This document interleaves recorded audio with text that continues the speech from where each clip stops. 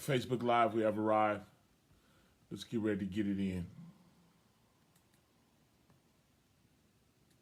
Conference muted. Conference recording started.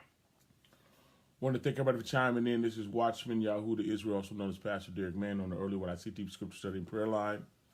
On this first day, I didn't even know that. On this first day in March 2019. Let's get ready to get in the word, right?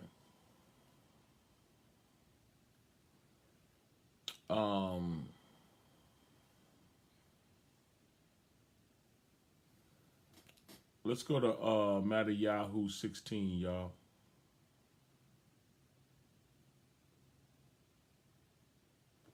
16 and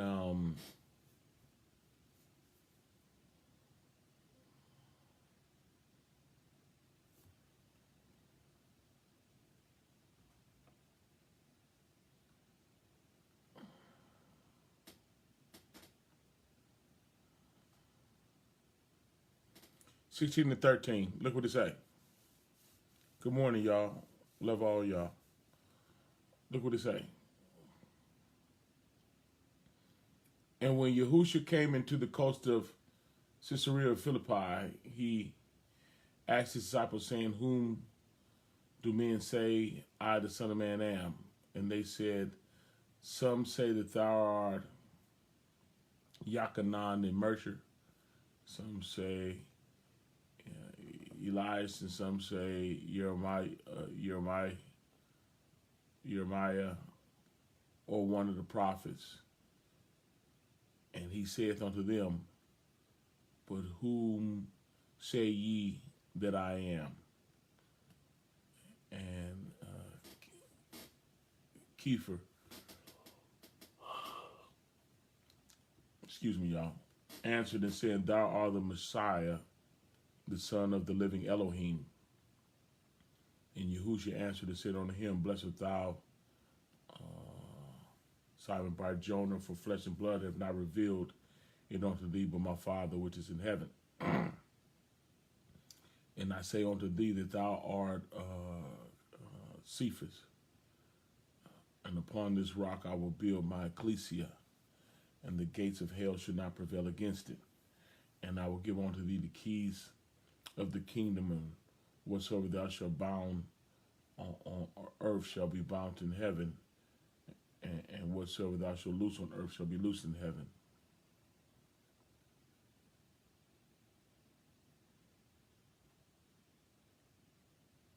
Then he charged the disciples they should tell no man that he was Yahushua the MessiYah.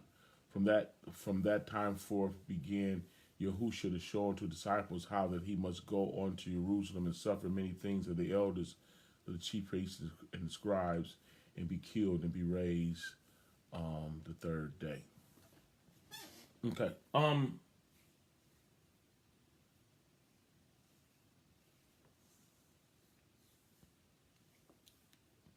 It's cool to find out, what life is all about.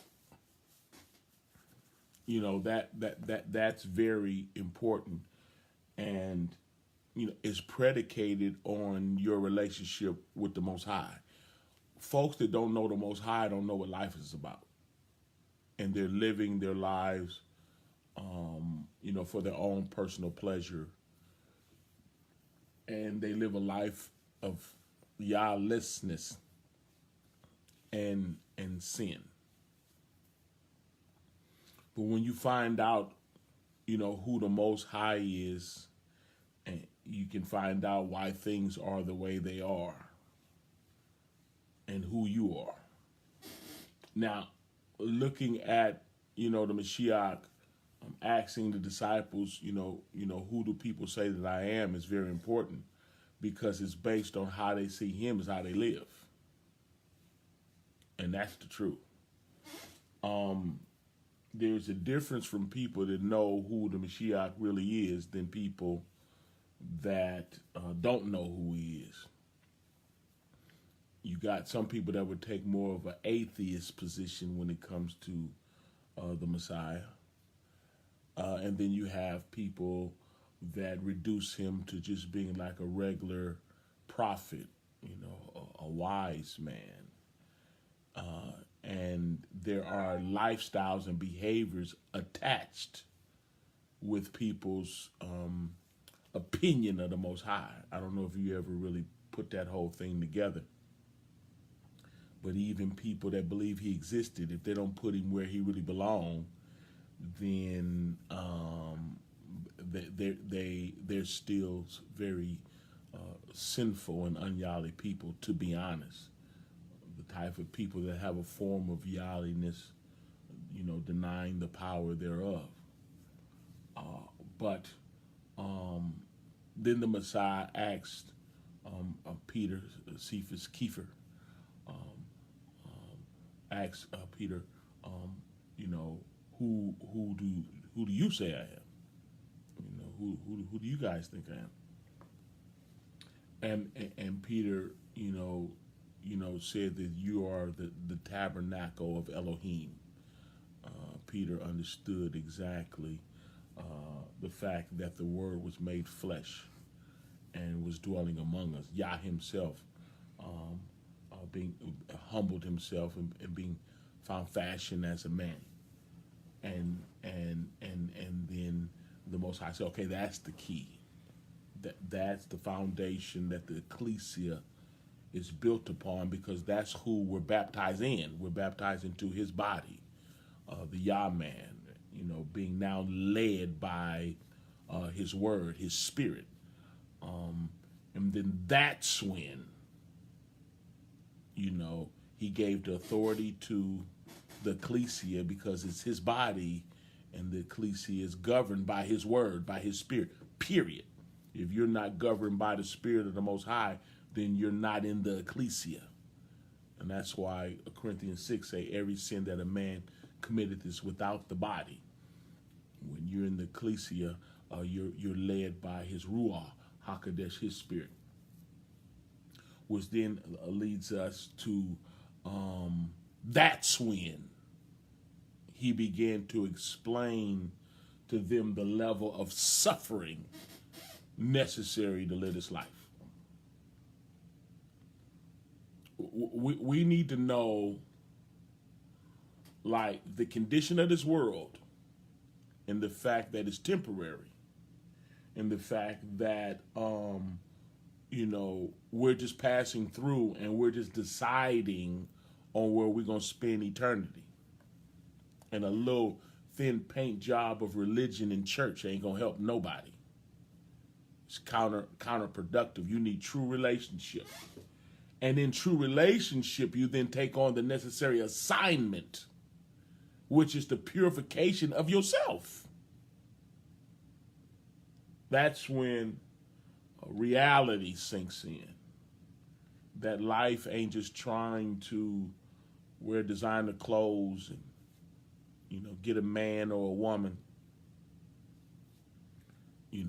buy a house and, have a picket fence, a dog and a cat, a timeshare, and a hot spot with an iPhone. And that's not what life is about.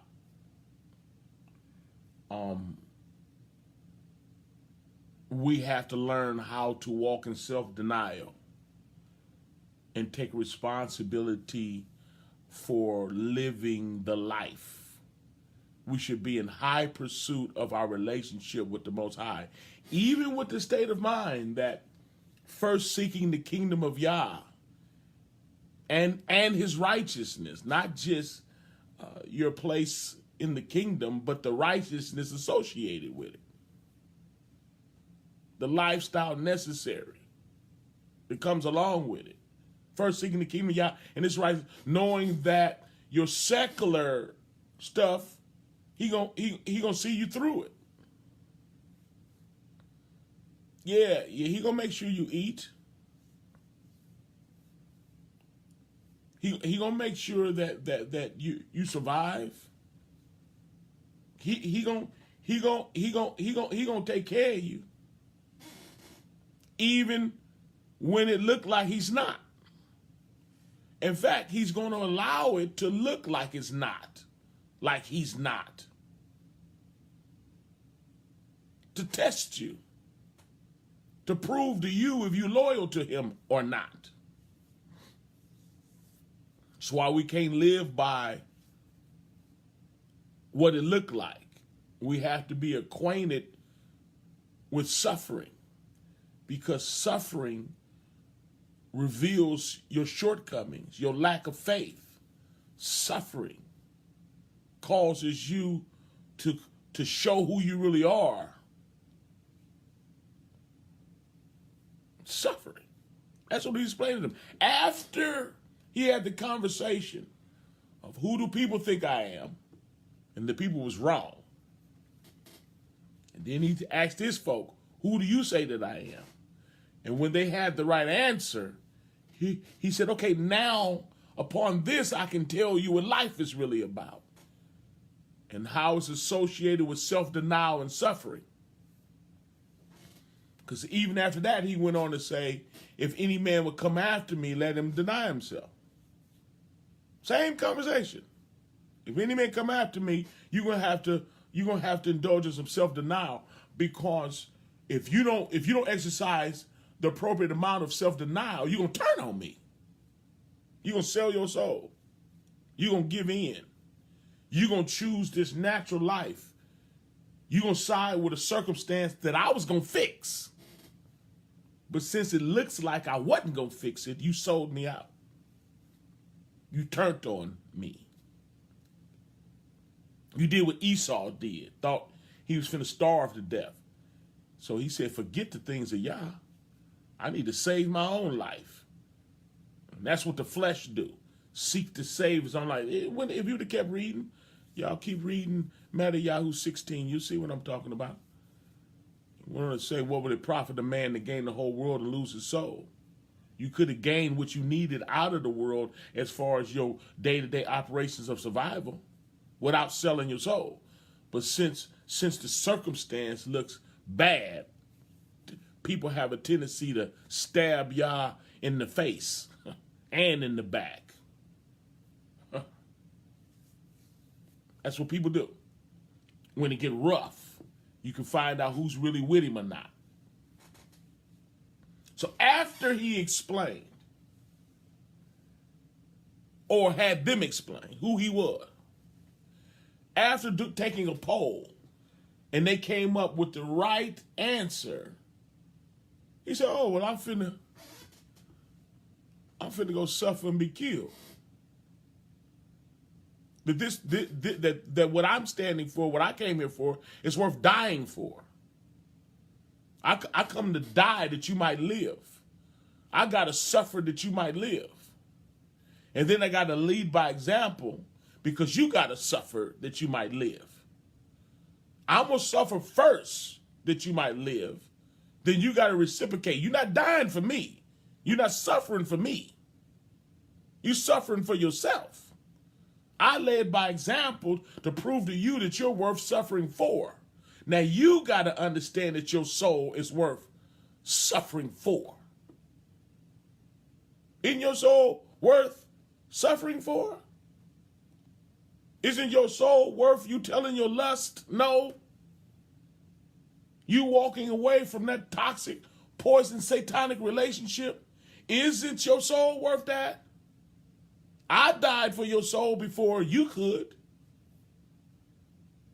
He was explaining to them, I got to go to Jerusalem. He said, if I don't go, you can't live. I got to die that you might live. Then you got to agree that your life is worth dying for. Because if you decide that your life ain't worth dying for, you don't. See, that's what's wrong with Catholicism. Catholicism wants the Messiah to do all the dying and we do all the celebrating and we get to live like devils. We get to please ourselves. We want to ride off in the sunset and do us. No, you got to die too. And that process is suffering. Because you got to render yourself to be dead while you still living. You got to be able to reckon yourself to be dead. Like mortifying the deeds of the flesh. And mortify means to kill. And the deeds of the flesh is sin. So when sin raises its ugly head to try to get you to go down a certain path, you're willing to suffer and tell yourself no. Because you deemed that your soul is worth dying for. And you just don't want to put it on the Messiah. You're willing to die for your own soul that you might live. He led first. He was the first fruit. He proved to you that you're worth dying for. Do you agree? Do you? Or you deem that y'all ain't worth living for because it causes too much suffering. Fake doctrine relieves you from the responsibility that you got to die. Fake doctrine would have you believe that the Messiah is the only one that got to die. Fake doctrine will not allow you to see that you were baptized into his death. And like as he was raised up by what they call the glory of the Father, even so we should walk in the newness of life. For if we have been planted together in the likeness of his death, we shall be also in the likeness of his resurrection. So we got to share in that death thing in order to get up. Come on, y'all. Are you worth that? Is he worth that? Is he worth you appreciating him dying for you? Is he worth you appreciating him dying for you? Or he's not worth you appreciating it because you deem your natural life more important than him dying for you? In other words, you're willing to disregard what he did because you want to regard what you want to do. You want to disregard his death on that tree for you because you want to do what you want to do. You want to disregard what he did on that tree that died for you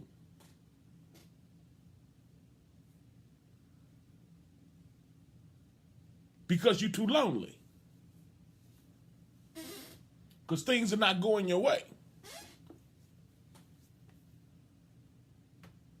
Because you got to have them.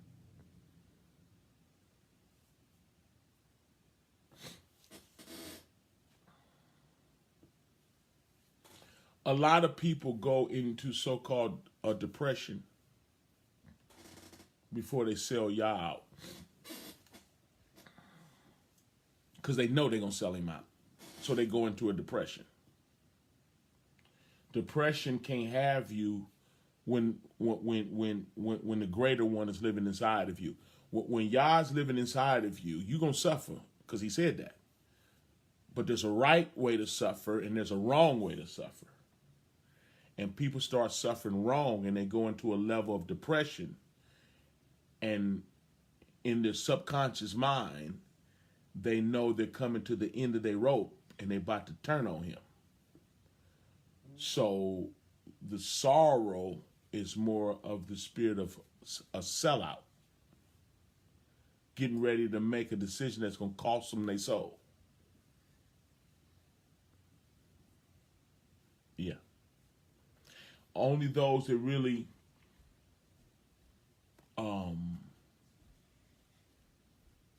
those that,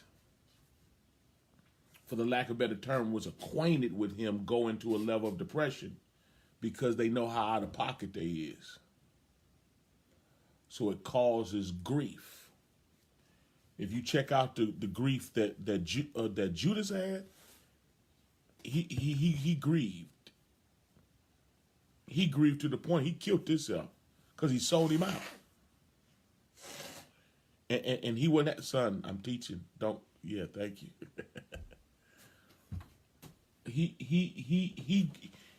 he grieved to the point that he took his own life because he sold the Most High out, and that's associated. Look, y'all, the Most High asked who people thought he was, because that has a direct reflection on how you're going to live of your opinion of him.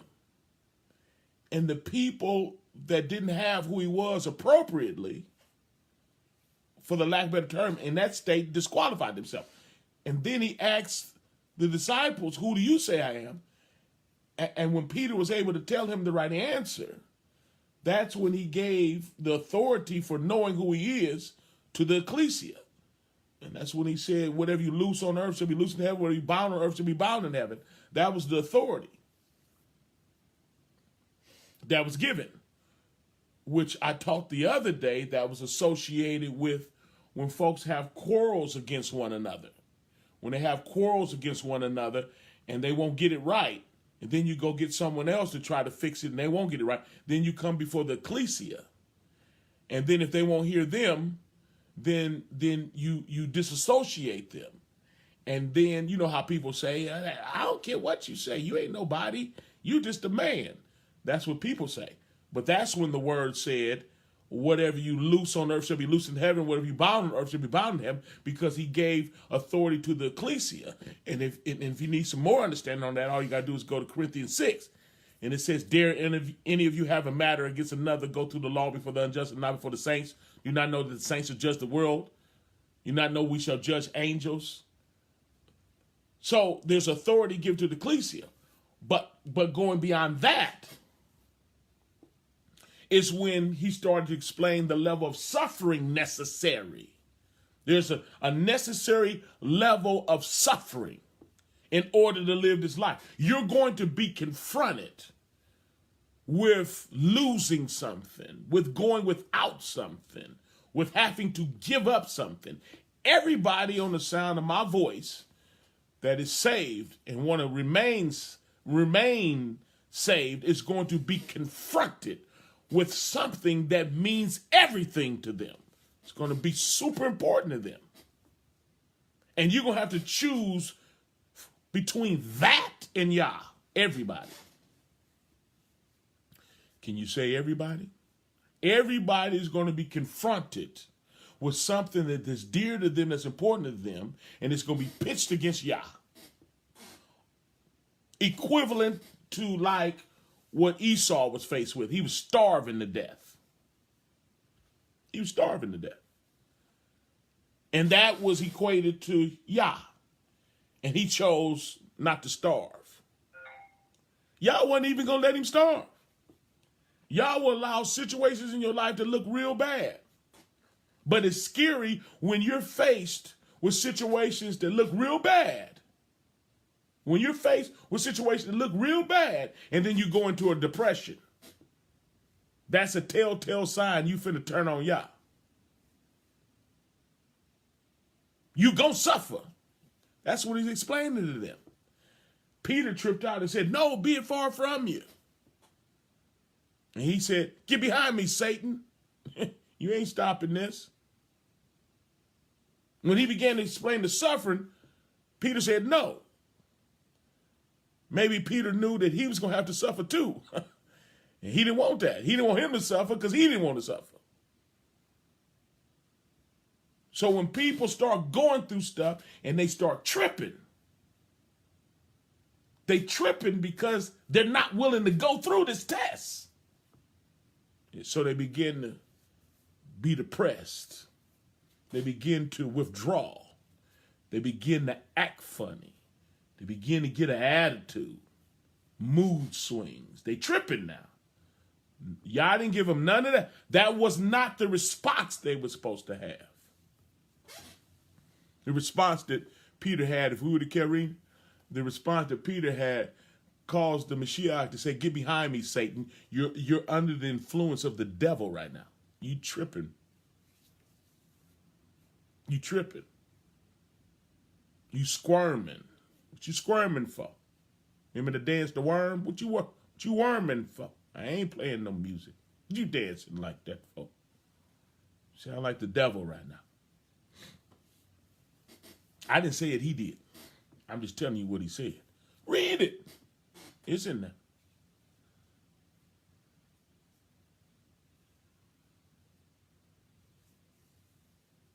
Don't sell your soul. Don't downplay what he did for you.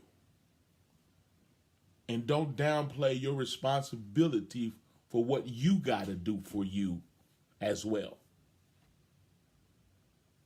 You gotta deem your soul worth dying for. He already did it. Now you got to be baptized into his death. And like he was raised up by the power of the Father, even so we got to walk in the newness of life. You got to tell yourself no. Or not. You don't have to. Your soul is on the line. You would want to.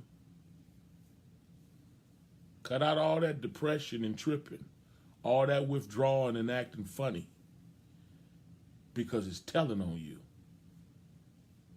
And since it's telling on you, y'all got me talking to you. Like the Messiah talked to Peter. Get the devil off you. Don't you sell out. Don't you do that. Your soul is on the line. If you've ever walked away from Yah for something to somebody, you did not get away with it. You got to pass the test. Esau didn't. But you can. If you choose to.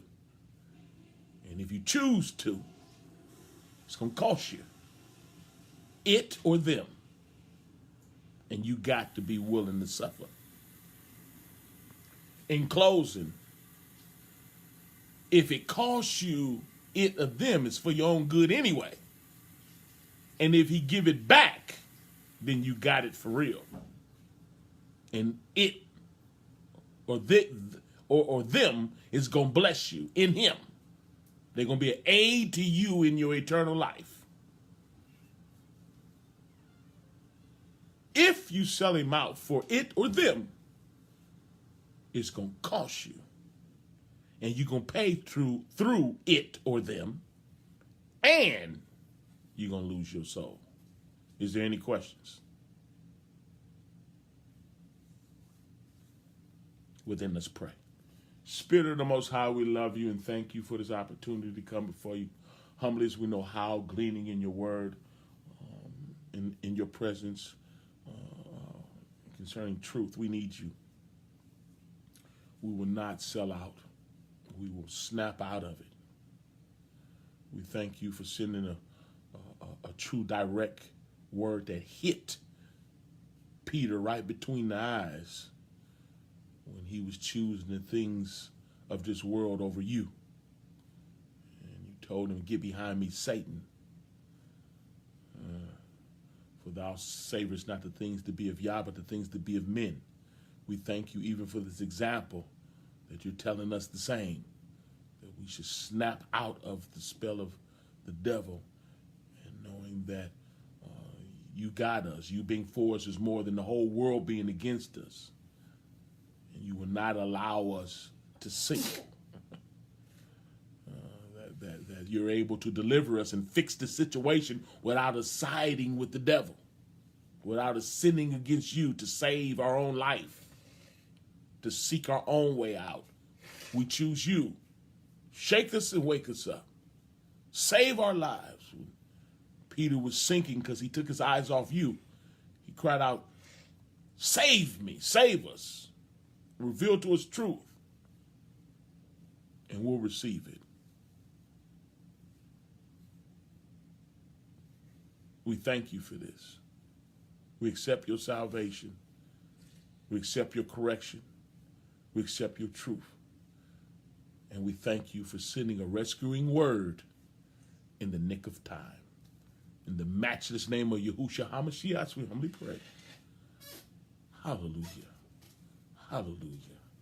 And amen. This was the lesson sent from Yah. I wish I remember exactly what he said to me last night, but he just said this to me right now. He keep talking, y'all. And I pray we receive it in Yahushua's name. If the lesson blessed you, push the share button. You could be rescuing somebody. Literally.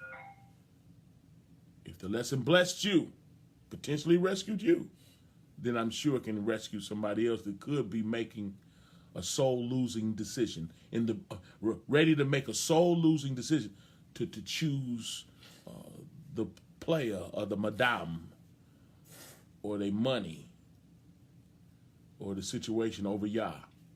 Push the share button. Might reach them in time. If you want to support the ministry, you can get the Cash App if you like and put in $Yahudah without the H at the end, y'all. capital YAHUA.